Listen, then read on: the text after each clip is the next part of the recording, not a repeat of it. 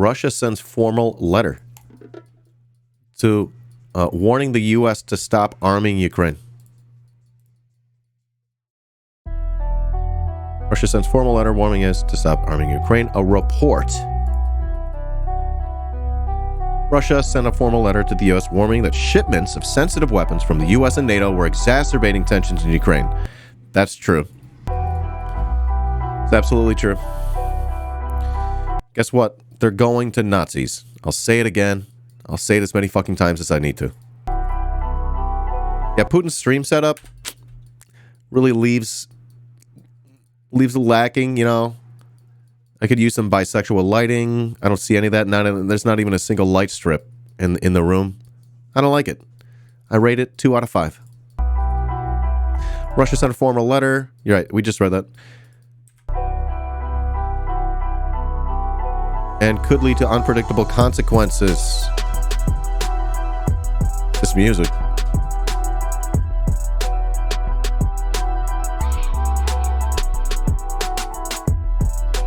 The letter, which was viewed by the Post, added that the U.S. flouted the rules governing the transfer of weapons to conflict zones. They're doing it intentionally. Flouting. According to the letter dated Tuesday, Russia accused NATO of impeding early peace negotiation with Ukraine in order to continue the bloodshed.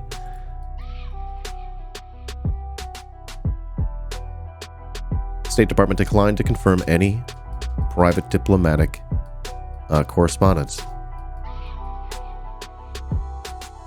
A spokesperson added it can confirm that along with allies and partners, we're providing Ukraine with billions of dollars worth of security assistance.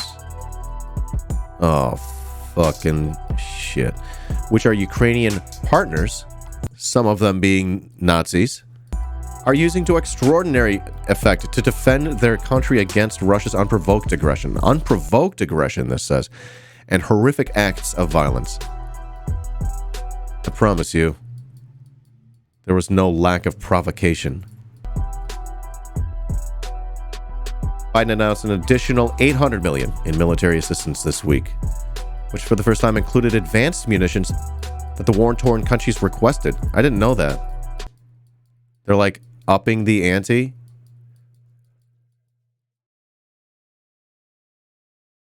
This is not over, is it? This is going to keep going. It's going to keep getting worse as long as the United States keeps doing this. Jesus Christ, dude. I think advanced munitions, I think they're referring to the drones that are launched from the mortars and then they're remote controlled.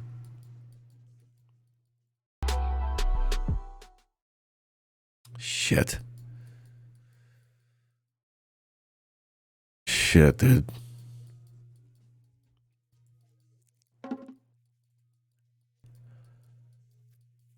So are they the RCXDs? They're not the RCXD. Right? From Black Ops.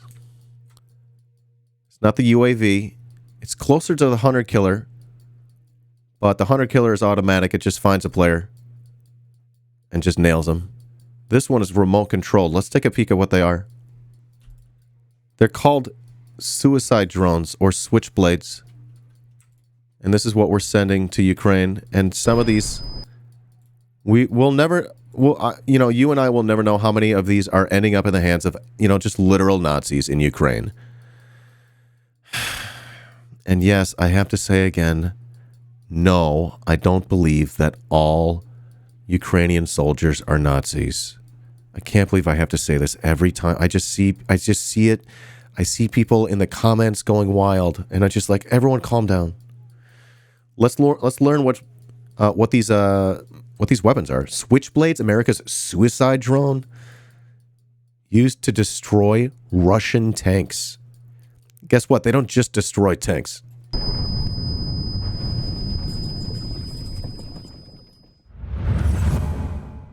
Oh, we saw these ones. Wait, did we take it? I don't know if we've talked about these ones.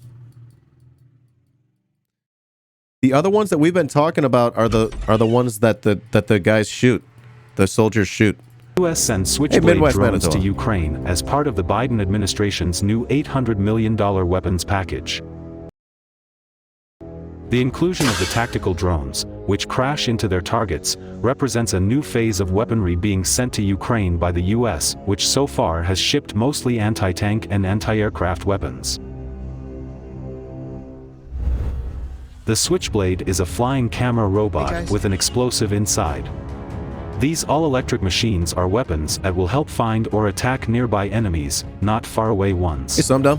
The drone is launched from a suicide drones. Tube, like a mortar. It's a little mortar. You just hold it. Shell. Its real-time GPS guidance allows a service member in the field to fly it until the moment it crashes and explodes into whatever the target.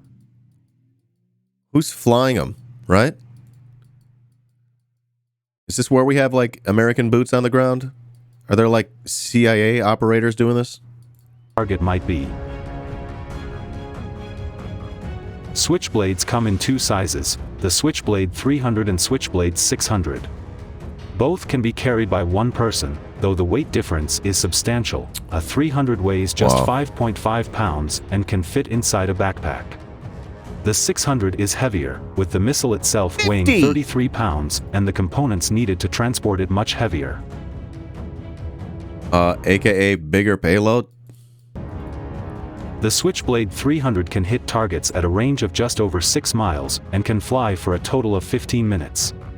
The 600... So they're local drone pilots, as in there's got to be people there. They're not being, like, flown by, like, dudes in Virginia. You know what I mean? There's got to be someone nearby, I guess, flying them. But still, my question is, how many of those people are, like, CIA dudes? 600 has a range of 25 miles or a flight time of 40 minutes. The Switchblade contains cameras and video from these. Look at this. Look at the graphics that they have working on this thing. So this is where all the nice graphic cards have gone. This is why you can't have nice things. Sensors, as well as GPS information and image processing, is used to guide the... This is where all the chips are going, everyone. This is why the price of chips are going up, because they go to war. Switchblade. The Switchblade is also designed to receive targeting information from other drones, allowing it to follow and find selected targets. That makes it one weapon among many that can be directed against a target. Yeah, right? My 3080 is on this drone. With the targeting information provided by other drones. Unlike other drones that are just used for reconnaissance, the Switchblade 300 carries a small explosive payload, the kind most likely used to hit people or unprotected weapons, like a mortar launcher or exposed machine gun emplacement. The larger Switchblade 600, which weighs in at around 50 pounds, is armed with an anti-tank warhead. The company that makes the Switchblade, AeroVironment, describes it as a tactical missile system, which hints at the weird dual roles of the machine. It is both a flying scout and an armed weapon. Formally, this category is called a loitering munition. When the missiles were first proposed and tested... So, loitering sort of similar to the Black Ops one. Yeah. But again, this one can be controlled remotely. They were commonly referred to as either kamikaze drones or suicide missiles. Popular Science, in its coverage a decade ago, referred to prototype Switchblades as a flying assassin robot and a kamikaze suicide drones. That doesn't sound good. All of those names capture something important about the category. When one of these weapons blows up, it cannot be used again or recovered. Look at the name. I just noticed this is Ultimate American.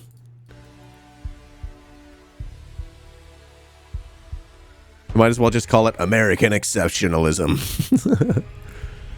Look how fucked up Russia this is. has vastly more tanks than Ukraine, but the Turkish-made Bayraktar TB2 unmanned aerial vehicles have helped... So Turkey's sending very advanced drones. ...level the playing field significantly. The not-so-secret weapon has been credited with taking out numerous Russian tanks. The Turkish-made Bayraktar TB2 can reach altitudes of 25,000 feet and fly for 27 continuous hours. Operated remotely from up NATO to 185 miles, each one of the drones is also... Because, you know, Turkey's right there in that North Atlantic area. ...capable of bearing 4 laser-guided bombs or rockets, for a total payload of some 330 pounds. The Ukrainians may be able to build on their success at targeting Russian armor on the ground by employing even deadlier yet much smaller unmanned aerial vehicles. Last week, the White House announced that an additional 100 tactical unmanned aerial systems. The small Switchblade drones differ from the Bayraktar TB2 or even the U.S. military's long-range Predator drones as they are not armed with a rocket. Rather, the Switchblade can loiter overhead like a traditional drone, but then use GPS to guide itself like a missile straight into the target, where it can detonate its payload. While they operate in a similar way to unmanned combat aerial vehicles, their self-destructive capabilities are what set them apart. Ukraine has been using Turkish TB2 unmanned aerial vehicles, but so far has not employed loitering munitions. Loitering munitions have seen minimal use so far in the Ukraine crisis, with the only example being Russia using the Zala for surveillance as well as for attacks until now, I guess, on soft targets. However, the AeroVironment Switchblade could soon be another weapon in Ukraine's arsenal that would be bad news for the Russian tank. Loitering munitions are also attractive because of their relatively affordable price as well as effectiveness. Each unit costs $6,000. The weapon was first fielded in Afghanistan by U.S. Special Operations Forces, but quickly was... Just think about that. Like, these are like single-use weapons. They got all these like expensive fucking chips inside. They use them once. It's one and done. Right? This is why the chips are so expensive.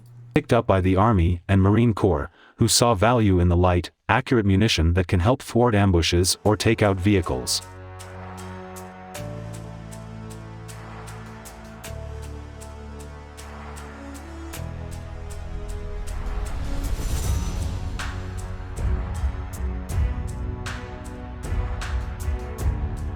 Ow.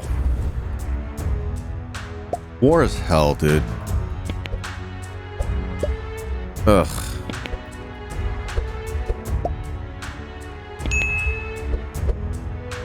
Oh. Jeez, man. They fly 25 miles.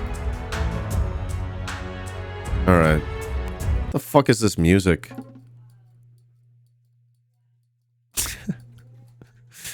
Alright. So, we're sending Switchblades?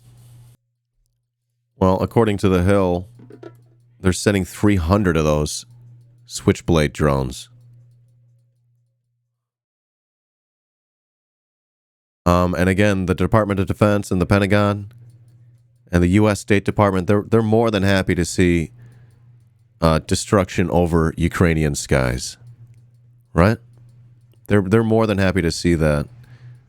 The Pentagon and the U.S. Department of Defense, the State Department, Joe Biden, NATO, they're happy to fight this war until the last Ukrainian. Well, yeah, let's hope Nazis don't get it. Well, here's the thing. There are no mechanisms to keep them out of the actual Nazis in Ukraine, their hands. People like the Azov Battalion. Right? So, what could go wrong? As Hillary Clinton might say, there were unintended consequences. Y'all will remember last time we did something similar like this, or a recent time we did something similar like this when... There were other unintended consequences, as we know. There it is. As we know. So what unintended consequences may we see from giving 300 Switchblade drones to a military with Nazis folded into the military? What could go wrong? Okay, that's going to be the end of the YouTube clip. If you're watching on YouTube, hit the like button. Make sure you subscribe. Hit the bell. Comment below. Keep the stream alive. And join us here. Every day I stream on twitch.tv/iDanSimpson. And we make the content live. And then we ship it off. We ship the good bits to YouTube. So thanks for enjoying that content. You can also support on Patreon. Patreon.tv. Patreon.com/iDanSimpson. Love your face. Love your face.